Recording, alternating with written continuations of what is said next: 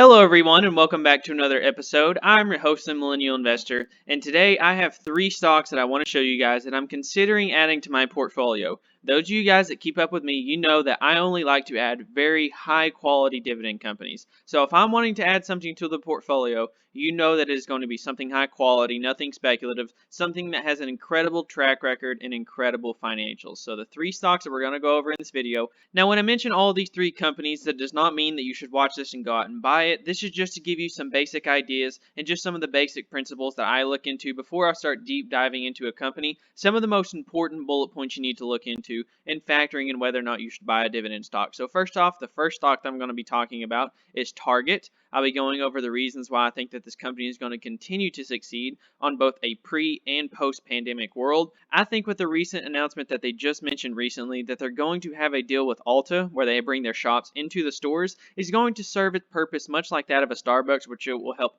drive sales for Target. And once again, every single year, this company continues to grow revenues, grow profits, grow the dividend, has an incredible track record. The second company that we'll be going over, I've had a lot of people ask me about this on both on and off YouTube. I've seen a lot of other dividend investors invest into it. And after doing some basic research about it, I'm still not fully convinced, but I'm looking more into it and I'm considering adding Avvy to the portfolio. I'll give my reasons in this video why I'm considering adding it, and I think that the stock is at an incredible valuation considering the opportunities that it has lying ahead. So we'll go over all that. We'll also be looking at the financials for Avvy. They did just raise their dividend as well. We'll be going over that. And then last but not least, the third company that I'm looking at adding is really interesting. One that I think that people typically overlook a lot of times. And this company has raised its dividend every single year for the last 18 years now, as of last week. This company that we're going to be looking at lastly is Lockheed Martin, the largest defense contractor in the United States. This company is an excellent company on a financial standing. This company has a wide economic moat, incredible products that they sell that almost no other company out there can produce.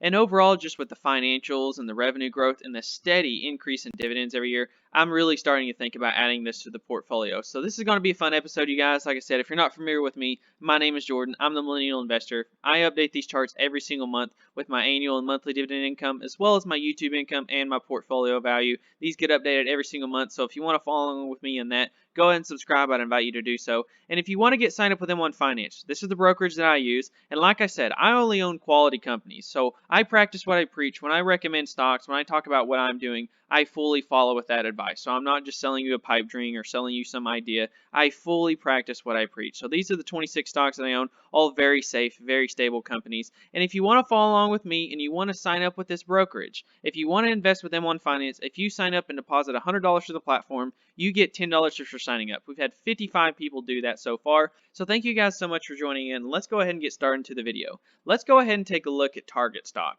Now, there's a couple of reasons why I'm considering adding Target stock, and one of the reasons why I haven't added it yet is because of the incredible resilience that it has had in this market. Now, I really expected the stock to downturn at least a little bit, but this pandemic has actually made Target's revenues thrive. Now, this company is not something I'm focused on the short term. By the way, I should have mentioned that. With all these companies, I'm not looking at buying them now and then 2 or 3 months later, if they go up, looking at selling out of them. This is something that I'm looking for a long-term position in. Now with Target, the same thing goes. If we go to the Dividend Aristocrat sheet here, but you'll notice too that we're about to go over are almost dividend kings. Target has raised its dividend 48 years in a row, okay? And Avvy, the next one that we're about to go over, is just 1 year behind that, 47 years in a row. So some incredible dividend streaks for both of these companies. And when we look at Target, both the dividend and the share price is growing at a pretty impressive rate. Just 5 years ago it was $70 a share and it's up to $160. And part of that has been from the incredible management. They've been able to increase dividends from 56 cents a share to up to 68 now here in 2020.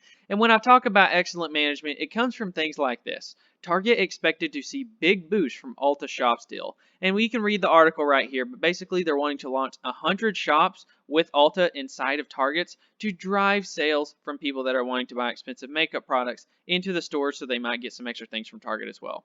Now this little bullet point right here is what I think is most important. Now I have been a victim. I have been the victim of the person that has had to buy Ulta makeup for my girlfriend as gifts in the past. And let me tell you guys, if you're a man watching this video and you've never been inside of Ulta, they have some incredibly expensive products. I remember one time we went there, I got her just this little gift. We got 2 makeup products and it cost $80. I thought I was going to have to take out a loan to get these makeup products, okay?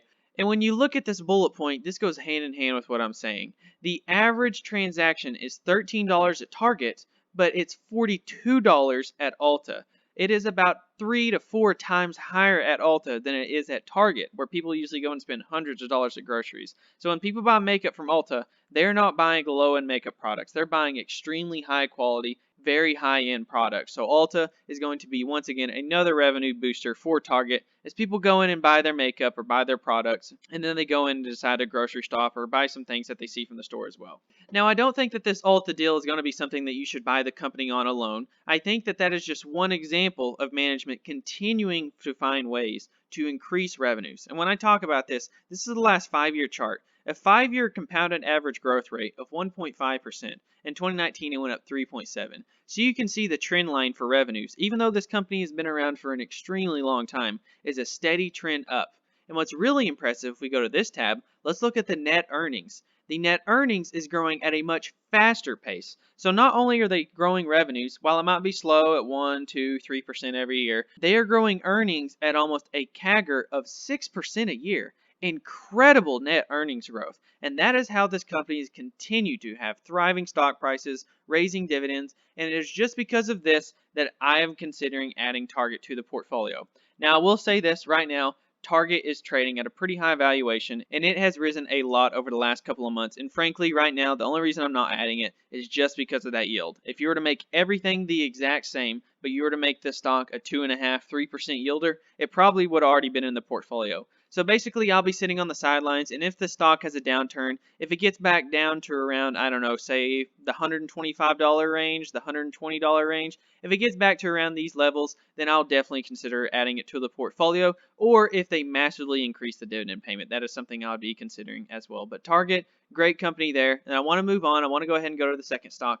One that I've had a lot of people talk about recently. I've had some people message me about this, and I've seen a lot of other dividend investors talk about it. Avvy is a stock that has pretty much been on nothing but a downturn back in late 2017, early 2018. Now, this stock has hit a downturn because they are about to lose a large amount of their sales from their most popular drug, Humira. Now, before I go any further, I've mentioned this to you guys before. When we look at my portfolio, I want you to scroll through and see how many pharmaceuticals companies that you can see. I only have one healthcare company, which is Johnson & Johnson, and you notice as I scroll through here, there's not one pharmaceutical company in the bunch. The only thing that even close to that is Johnson & Johnson.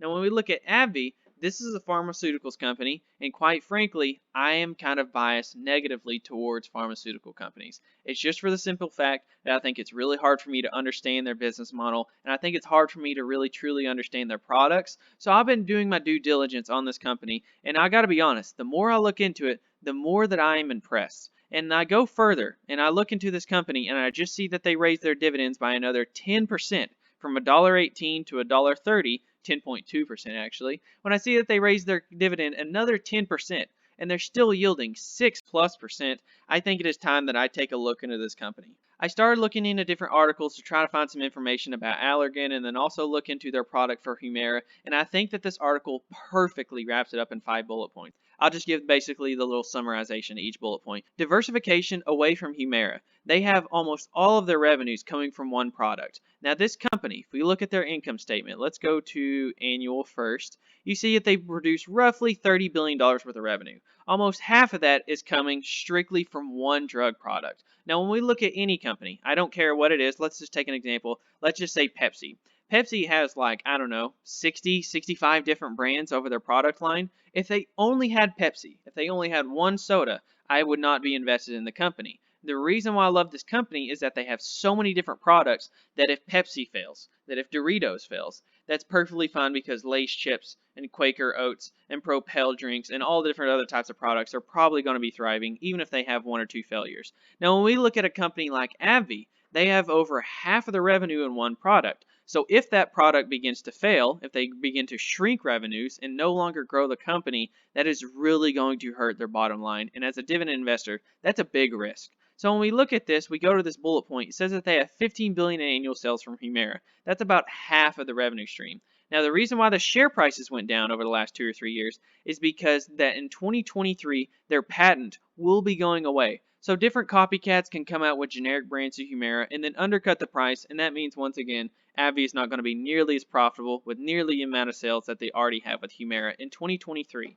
Now I know that's not right now. I know it's 2020, almost 2021. I know that we got about 2.5 years until this begins to happen, but investors like to look towards the future, and so do I. And then bullet point number 2. Allergan was a cheap target. Now they just spent billions of dollars buying out Allergan. Let's go ahead and look at their quarterly balance sheet. You see at their cash, they roughly had $40 billion in cash in these two lines right here. And then halfway through 2020, that cash went down an incredible amount. They went down massively. And the reason is because they just spent tens of billions of dollars to buy out Allergan. Now, here's why I think that that is incredible news for Avvy. They spent $30 billion. And the cool part is they didn't even have to go too far into debt to do it. When you look at their long-term debt, they had $60 billion before the deal, and now they only have $80 billion. So they really didn't have to go into debt too far to buy this because they just used their excess cash from this. Now what's great about this is that Allergan is an incredible cash flow machine. A cash flow machine, and that is going hand in hand with bullet point number 3. The two companies generated $19 billion in operating cash flow. $19 billion. That is a lot of cash flow to pay out dividends and increase the reinvestment back into the business. And other than Johnson & Johnson, they had more cash flow than any other pharma company out there in the United States once this deal will be taking place. So this giant will steadily increase revenues over the next few years once this deal finally comes through.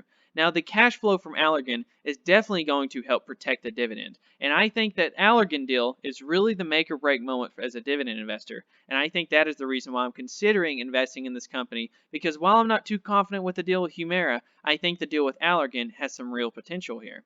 And then we keep on going further. It says the durable sales from Botox. Avvy plans to heavily invest in Botox to keep driving its growth. Now, this company invests heavily into Botox, and I think a lot of people only think Botox as a cosmetic effect. Well, it is also used in a medical sense as well, and this company is investing heavy into Botox, once again, diversifying and increasing its revenue stream. Not going to fault it there. But yeah, when we look at this company and we see that it's trading at a reasonable PE ratio, an incredible dividend yield. By the way, that's the trailing yield. So when we look at this, it's actually trading at a 6+% dividend yield. And when we live in a world where the S&P 500, you can't even get a 2% yield on it, and this one is currently yielding 6 plus, it's really intriguing for me as a dividend growth investor, because not only do they offer a 6% yield, they offer a lot of upside potential with a healthy payout ratio for that dividend. So Avvy is definitely one I'm considering there. And when we look at the balance sheet, it is not anything that is too crazy, too unhealthy. While I do know that they do have a lot of debt now that they just recently took on,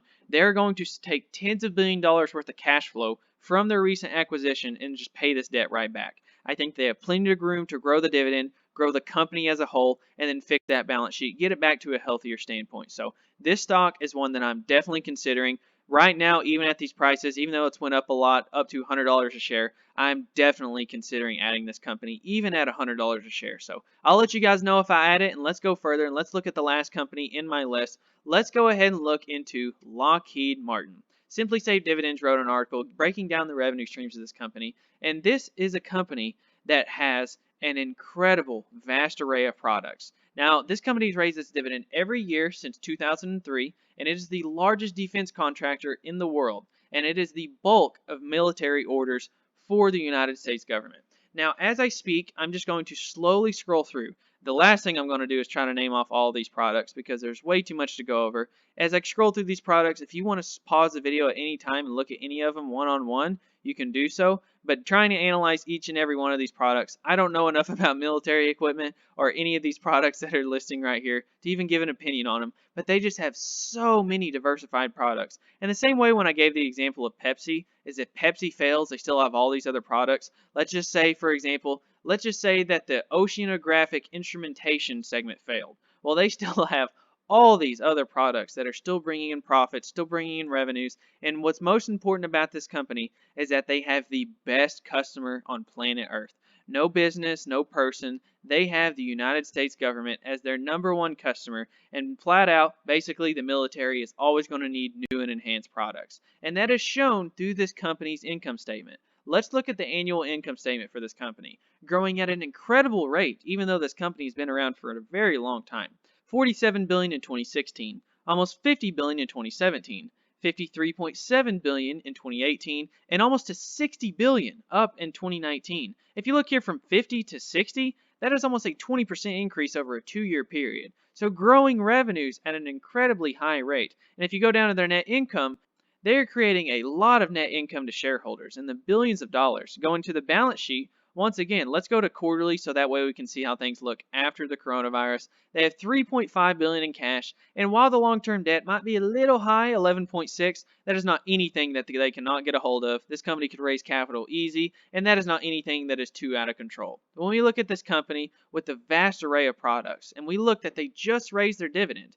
Dividend was raised from $2.40 a share up to $2.60, an 8.3% increase. When we look at this company that has an incredible track record, a huge economic moat, if anything, that's probably what I like most about this company, is that no matter what happens with the coronavirus, no matter what happens with the economy, what happens with government, no matter who's president, they could always reduce government spending, they could always increase government spending, but no matter what happens, our military is always going to need products, and they also have international sales as well, but the United States makes up the bulk of their orders. So if you take their new dividend and you times 2.6 and multiply that times 4, so I got my calculator pulled out here, 2.6 times 4, 10.4, and then you divide that by 367.86, the price it is right now I'm filming this, that is a 2.82% dividend yield after the raise. So a 2.8% yield, once again, is still a lot better than what you can get from the traditional S&P 500, yielding currently about 1.6%. So Lockheed Martin, I think, has some huge upside potential,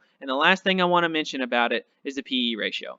When I look at this company, it's growing revenues at 6, 7, 8, 9, 10% every year. It has an incredible dividend, and this company has a 16 PE ratio, 16%. I want to give you an example. We use the example of Pepsi. Pepsi is growing its revenues at about 1, 2, 3% every year, and it has a PE ratio of 28. But this company is raising revenues at a much higher rate, and yet it has a 16. This company will probably be the first of the 3 that I mentioned in this video that I'm looking to add into the portfolio. Very interesting stock. I'm very excited about it. But thank you guys so much. I really appreciate you guys tuning in, and if you want to watch me update these charts every single month, if you want to follow along with me on my dividend journey, if you want to follow along with me with the currently 26 stocks that I own, and get signed up with M1 Finance and see why it's the best dividend investing platform out there in my opinion, these companies are going to thrive, and you can follow along with me in this journey. And if you want to sign up with M1 Finance, you can use this link and get $100 just for signing up to the platform. Or if you want to invest in my pie yourself, that is also down below in the description, as well as a lot of other things. But thank you guys so much, and I'll see you guys next time.